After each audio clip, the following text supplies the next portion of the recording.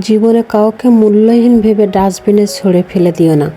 মনে রাখবে, যদি সে তোমার প্রয়োজন হয় তাহলে কিন্তু তুমি নিজেই সেখান থেকে তাকে তুলে নিয়ে আসতে বাধ্য হবে। সুতরাং এটা কখনোই মনে করবেন না যে আমি বেঁচে থাকতে হলে কারোর ধারে যাব না বা কারোর প্রয়োজন পড়বে না বা তাকে ছাড়াই আমি নিজেই চলতে পারবো। হতে পারে তাকে ছাড়া আপনার চলতে নাও পারে। সময় থাকতে প্রিয় মানুষটার মূল্য দিতে শেখো। যদি ফেলার অভ্যাস থাকে তাহলে কিন্তু প্রয়োজনীয় কাগজও ডাস্টবিনে অনেক সময় দুমড়ে মুচড়ে ফেলে দেওয়া হয়, কিন্তু প্রয়োজনীয় কাগজ বলেই কিন্তু সেটাকে আপনার পাগলের মতো আবার খুঁজতে হয় পুনরায়। কিন্তু দেরি করে ফেলবেন না। যদি সেটা ময়লাওয়ালা নিয়ে যায় তাহলে কিন্তু আর খুঁজে পাবেন না। ঠিক সেই রকম কিছু মানুষকে জীবনে ডাস্টবিনে ফেলবেন না, যাদেরকে আবার আপনাকে পরে পাগলের মতো খুঁজতে হয়। কাগজটা নাই গেল, মানুষটা কিন্তু আর ফিরে পাবেন না, কারণ মানুষ কিন্তু খুবই অভিমানী।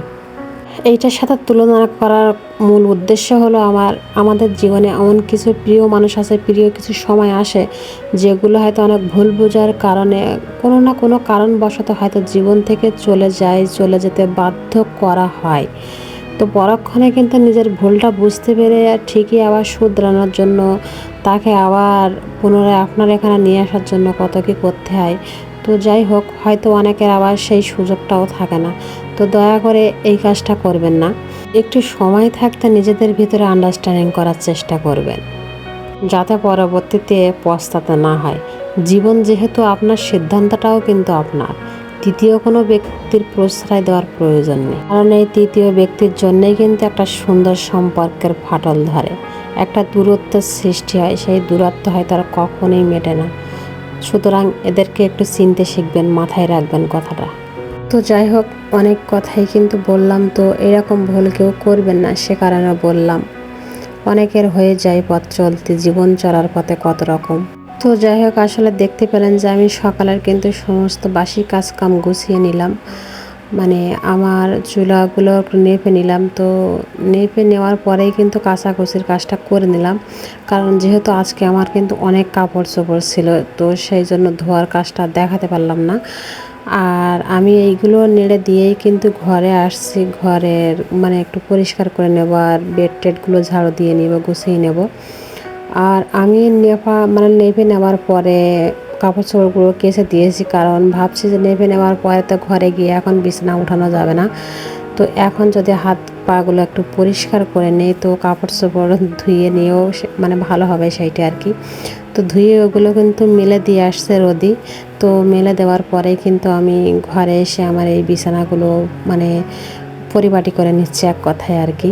আর আমার ইরাও আসছে, কি পরিমাণে দুষ্টু বাচ্চা বলেন। আমি এই দিক থেকে গোছাচ্ছি আর উনিও এখানে গিয়ে কিন্তু ওগুলো ফেলার জন্য চেষ্টা করছে। আবার এই দেখেন কাজ করছে। ওনার আসলে কোনো ঠিক নেই, উনি কী যে করে তো নিজেই বুঝতে পারে না আসলে। তো যাই হোক, সারাদিন কিন্তু ওর পিছনে আমি এই কাজের ফাঁকে ছুটতে আমার জীবন প্রায় একবারে নাচেহালের মতো অবস্থা হয়ে যায়। ইরা এত পরিমাণে চঞ্চল, সে কথা আর কি বলবো। তো যাই হোক, আমি ঘরটাও এখন একটু ঝাড়ু দিয়ে নিচ্ছি। তো ঝাড়ু দিয়ে নিয়ে কিন্তু রান্না করতে যাব। তো আমি রান্না করতে চলে আসলাম। চুলাটা যেহেতু আমি আগেই নেপে নিয়েছিলাম, সেজন্য কিন্তু এখনও শুকাই গেছে, প্রায় একটু এখনও কাঁচা আছে দেখতে পাচ্ছেন। তো আগুনটা দেওয়ার পরে কিন্তু পুরাই শুকিয়ে যাবে। তো যাই হোক, আজকে আমি রান্না করছি ঢেঁড়স আর আলু, আর ওই যে কী মাছ বলে একটা যেন, তোড়া মাছ। আমি তো ওটাকে তোড়া বলি, আপনারা কী নামে চেনেন আমি কিন্তু জানি না। আমার সাতক্ষীরার আঞ্চলিক ভাষা যেটা, আমি সেই ভাষায় কিন্তু তোড়া মাছ হিসেবে চিনি। হয়তো আপনাদের অঞ্চলভেদে এটাকে ভিন্নভাবেও চিনতে পারেন, ভিন্ন নামে আর কি। জিনিস তো একই, তাই না? তো আমরা হয়তো ভিন্ন নামে চিনি, এই ছাড়া আর কিছু না। তো যাই হোক, আমি কিন্তু আলুগুলো আগেই ভেজে নিচ্ছি, কারণ ঢেঁড়স যেহেতু খুব তাড়াতাড়ি হয়ে যায়, সেজন্য আলুটা যদি ভেজে নেই তাহলে কিন্তু আলুটা আমার অর্ধেকের মতো প্রায় সিদ্ধ হয়ে যাবে। আর আলুর ভিতরেই কিন্তু আমি মশলাগুলো দিয়ে একবারে ভালোভাবে কষিয়ে নিয়ে ঝোল দিয়েছি একটু, তার ভেতরেই কিন্তু ঢেঁড়সগুলো দিয়ে দিয়েছি। তো ঢেঁড়সটা যদি আপনারা এইভাবে পরে দেন একটু, তাহলে কিন্তু এর ভেতরে থেকে লালা একটু কম বেরোবে। যারা লালার জন্য ঢেঁড়স পছন্দ করেন না তাদের জন্য বলছি। মানে একসাথে না কষিয়ে যারা ঝোলের তরকারি খেতে পছন্দ করেন ঢেঁড়স দিয়ে, তারা ঢেঁড়সটা এইভাবে একটু পরে দিবেন। পরে দিলে কি হবে, মানে ঢেঁড়স থেকে অত লালাটা ছাড়বে না। তো যাই হোক, আমি কিন্তু মাছটা এখন দিয়ে দিয়েছি। যেহেতু মাছটা লবণ হলুদ মাখিয়ে আমি জাল দিয়ে রেখেছিলাম, আগের দিনের মানুষদের তো ফ্রিজ ছিল না, তারা কিন্তু এইভাবে জাল দিয়েই মাছ সংরক্ষণ করে পরের দিনেই রান্না করতো।